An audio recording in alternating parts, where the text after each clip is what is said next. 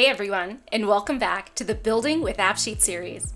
I'm Ann Ho, and I'm a product manager on the AppSheet team, and today we're diving into how to get your Google Sheet ready to use with AppSheet. When you're importing sheets into AppSheet, the biggest headache is usually poorly formatted data. AppSheet apps, like most apps, are kind of picky about structure. They want your data to look like neat tables, kind of like a database. But don't worry, you don't need to be a database whiz for this. First off, header rows. These are like the boss of your table, sitting at the top and telling everyone what's what. Make sure your header row is clear, especially if it's not the very first row in your sheet.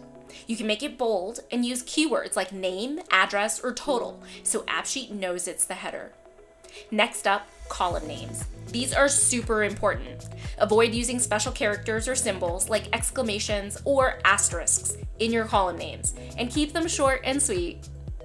It can also help to use words that give AppSheet a clue about the data type, like due date or sales price. Let's take a look at a sample spreadsheet that needs some formatting love. This one's for managing tasks across different projects, but it's a bit messy. See all these extra rows at the top? They might be helpful for us humans, but it's just noise to AppSheet. We'll make the header row bold and clean up those column names, getting rid of special characters and using descriptive words. Oh, and don't forget to give your sheet a good name and avoid using special characters there too. Now, let's talk about the data itself. Typos and messy data can cause problems, but if you clean things up beforehand, AppSheet can actually help keep your data tidy in the future. We'll use some of the tools built right in Google Sheets to fix errors and make sure each row is unique. Here's our sample sheet again. We'll start by formatting the numbers. This gives AppSheet another hint about the data type. Then we'll use conditional formatting to find and highlight errors.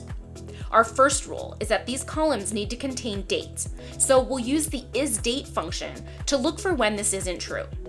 We can add other rules to check if the start date is before the end date, or if the email addresses look legit.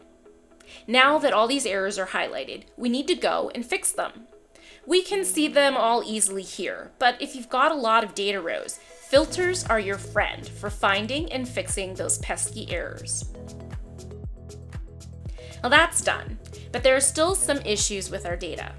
Look at our status column. It's all over the place. Consistency is key too.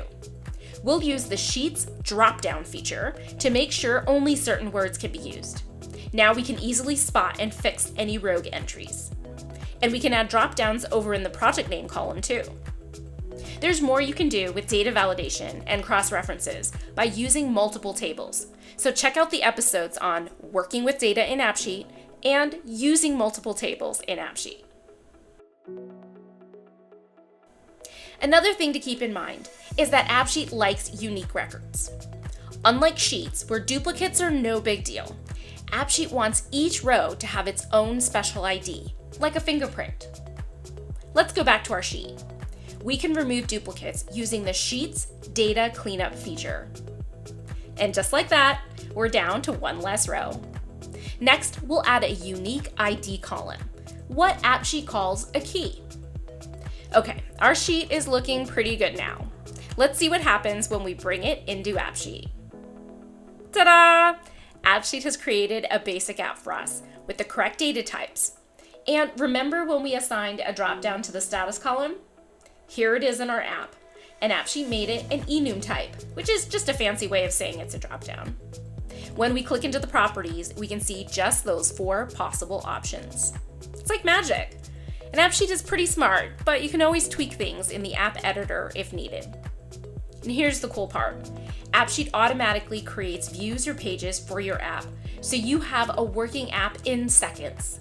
You can even use it from right here in the editor preview.